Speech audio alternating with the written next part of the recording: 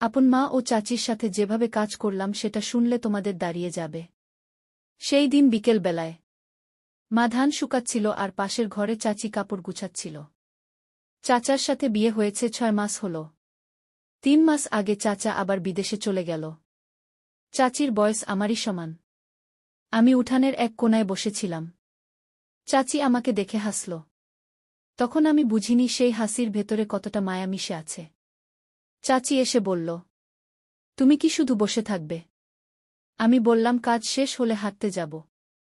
চাচি বলল, হাঁটতে আমিও যাব, তুমি ডাক দিও। সন্ধ্যায় আমি ডাক দিলাম। চাচি শাড়ি পরে গালে হালকা সিঁদুর রেখে বের হল। গোটা গ্রামে তখন কুয়াশা নামল। আমরা দুজন পাশাপাশি হাঁটছিলাম। মাঝে মাঝে হাত ছুঁয়ে যাচ্ছিল। আমি ইচ্ছে করেই হাতটা সরাচ্ছিলাম না। চাচিও কিছু বলছিল না। পথে একটা বর গাছের নিচে দাঁড়াল। হাওয়ায় চুল উড়ছিল। চাচিও আমার দিকে তাকিয়ে হাসল। বলল, তুমি কি জানো স্বামী বিদেশে থাকা একজন মেয়ের জন্য কত কষ্টের? আমি বললাম, জানি না, তবে তোমার চেহারায় কষ্টের ছাপ দেখছি। চাচি মাথা নিচু করল। আমি হাত বাড়িয়ে ওর চিবুকটা তুললাম। চোখে চোখে এক অদ্ভুত শিহরণ লাগল। ও হঠাৎ আমার গায়ে মাথা রেখে দাঁড়িয়ে থাকল। আমি প্রথমে চমকে গেলাম, কিন্তু পরে হাত রাখলাম ওর কাঁধে। মনে হচ্ছিল এই মুহূর্তটা যেন থেমে যায়।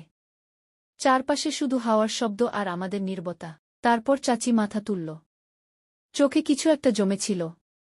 আমি ফিসফিস করে বললাম, তোমার চোখে কষ্ট আছে। ও বলল, তুমি কি সেই কষ্ট ভাগ করে নেবে? আমি কিছু না বলে শুধু মাথা নাড়লাম। চাচি হালকা করে আমাকে জড়িয়ে ধরল। আমরা সেদিন অনেকটা পথ একসাথে হাঁটলাম। পথে এক জায়গায় পুকুরের ঘাটে বসেছিলাম। চাঁদের আলো পানির ঢেউ ঝিলমিল করছিল। ও বলল, এই আলো সব কিছুই সুন্দর লাগে। আমি বললাম, তোমাকেও। চাচি হেসে মাথা নিচু করল। তারপর হঠাৎ করে আমার দিকে ঝুঁকে এসে গালে ঠোঁট ছুঁইয়ে দিল। আমি কিছু বলার আগেই চাচি উঠে দাঁড়াল। বলল, চলো বাড়ি যাই, নইলে তোমার মা ডাকবে। ফিরতি পথে আমরা কিছুই বলিনি, কিন্তু দুজনেই জানতাম আজ থেকে সব কিছু বদলে যাবে। বাড়ি ফিরে আমি বিছানায় শুয়ে থাকলাম। চোখের সামনে শুধু চাচির সেই হাসি আর স্পর্শ ঘুরছিল। মনে হচ্ছিল আমি এক নতুন স্বপ্নে পা রেখেছি। আর সেই স্বপ্নের দরজা একবার খুলে গেলে বন্ধ করা যায় না। পুরো গল্পটি শোনার আগে আমার ছোট্ট অনুরোধ, এখনই এই চ্যানেলটি সাবস্ক্রাইব করে দাও। সেদিন রাতের পর থেকে আমার মন অদ্ভুতভাবে অস্থির হয়ে গেল। চাচির হাসি, কথা আর সেই মুহূর্ত বারবার মনে আসছিল। ঘুম ভাঙার আগেই মনে হচ্ছিল আবার যেন ওর সাথে দেখা হয়। কিন্তু সকালে উঠেই দেখি চাচি উঠানে কাপড় মেলছিল। রোদে গায়ে শাড়ির আঁচল উঠছিল। চুলের কিছু অংশ কপালে এসে পড়েছিল। আমি কাছে গিয়ে দাঁড়ালাম।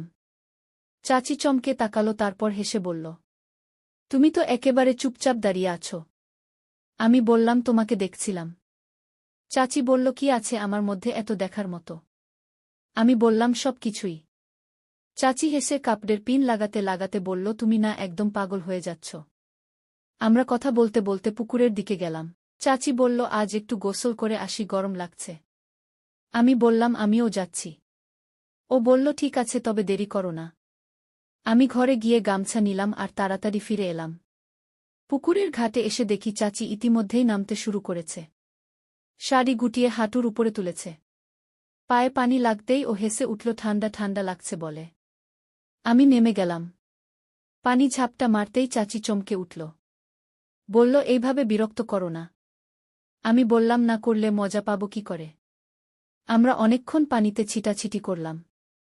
একসময় চাচি ক্লান্ত হয়ে ঘাটের সিঁড়িতে বসল। পানি ওর কাঁধ পর্যন্ত এসে লাগছিল। চুল ভিজে গায়ে লেপ্টেছিল। ও আমার দিকে তাকিয়ে বলল, তুমি কি জানো আমরা যদি এভাবে সব সময় থাকতাম কেমন হতো? আমি বললাম, জানি না, তবে ভালোই লাগত। চাচি মাথা নিচু করে পানিতে হাত দিয়ে আঁকিবুকি করছিল। তারপর আস্তে করে বলল, তবে কারো যেন টের না পায়, তাহলে কিন্তু খবর আছে। আমি বললাম, কেউ টের পাবে না। চাচি হালকা হেসে বলল, তাহলে ঠিক আছে। তারপর দাঁড়িয়ে ধীরে ধীরে ঘাট দিয়ে উঠল। আমি ওর পিছু পিছু উঠলাম। শাড়ির আঁচল ভিজে গায়ে লেগেছিল। সূর্যের আলো চকচক করছিল ওর গায়ের পানি। ঘরে ফিরে চাচি আমাকে ডেকে বলল, দুপুরে আমার সাথে খেয়ে যেও। আমি বললাম, ঠিক আছে। দুপুরে খাওয়ার সময় মা পাশে বসেছিল, কিন্তু আমার চোখ বারবার চাচির দিকে চলে যাচ্ছিল। ও মাঝে মাঝে আমার দিকে তাকিয়ে হাসছিল। আমার মনে হচ্ছিল মা কিছু বুঝে ফেলবে কিনা। তবে মা কিছু বলেনি। খাওয়া শেষে সবাই বিশ্রাম নিতে গেল। আমি উঠোনে বসেছিলাম। চাচি ঘর থেকে ডাক দিল, এসে আমার সাথে একটু কথা বলো। আমি ওর ঘরে ঢুকতেই ও দরজা ভেজিয়ে দিল। বলল, আজ সারাদিন তোমার কথা মাথা থেকে সরছে না। আমি বললাম, আমার ও একই। সেদিন রাতের বেলায় আমি চাচির ঘরে গিয়েছিলাম, সবকিছু নীরব ছিল। আমরা দুজনেই একে অপরের দিকে তাকিয়ে কিছু বলছিলাম না। হঠাৎ চাচি আমার দিকে ঝুঁকে এসে হাত ধরল। আমরা দুজনেই মৃদু হাসছিলাম। এক মুহূর্তের জন্য সময় যেন থেমে গেছে। ঠিক তখনই হঠাৎ বাইরে থেকে মা চাচির ঘরে ঢুকে। আমরা দুজনেই চমকে উঠে আলাদা হয়ে গেলাম। মা তখনই বুঝতে পারল কি ঘটছে। মায়ের চোখে রাগ আর দুঃখ মিশেছিল। মা বলল, তুমি কি ভাবছ আমি কিছু বুঝি না? আমার কণ্ঠ কঠিন হয়ে গেল। চাচি লজ্জায় মাথা নিচু করল। আমি কিছু বলতে পারছিলাম না। মা আমাদের সামনে এসে দাঁড়াল। হঠাৎ করে চেঁচাতে লাগল। এইভাবে ছেলেকে কোনো মেয়ের সাথে দেখার পরে মা বলল, এখন থেকে তোমরা দুজনের আচরণ আমার সামনে ঠিক থাকবে না। আমি কাঁপতে কাঁপতে বললাম, মা, আমি ক্ষমা চাইছি। মা কিছুক্ষণ চুপ করে থাকল। তারপর বলল, যদি তুমি চাচির মতো আমার কথাও শুনো, আমার সাথে সম্পর্ক ঠিক রাখতে শিখো। আমি কিছু বুঝতে পারছিলাম না। মা বলল, আমি চাই তুমি চাচির মতো আমারও মনোযোগ দাও। আমি বললাম, ঠিক আছে মা, আমি চেষ্টা করব। চাচি হালকা হেসে বলল, সব ঠিক হয়ে যাবে। আমি ওর দিকে তাকিয়ে হালকা হেসে বললাম, আমাদের মধ্যে এক অদ্ভুত টান তৈরি হয়ে গেল। আমাদের মধ্যে প্রেম এখন ত্রিভুজের মতো হয়ে গেল। মা আমাদের দিকে একটু হাসি দিয়ে তাকাল। আমি বুঝলাম এটা থেকে আমাদের সম্পর্ক আরও জটিল হয়ে যাবে। পরদিন সকাল বেলায় মা ও চাচি দুজনেই উঠানে বসেছিল।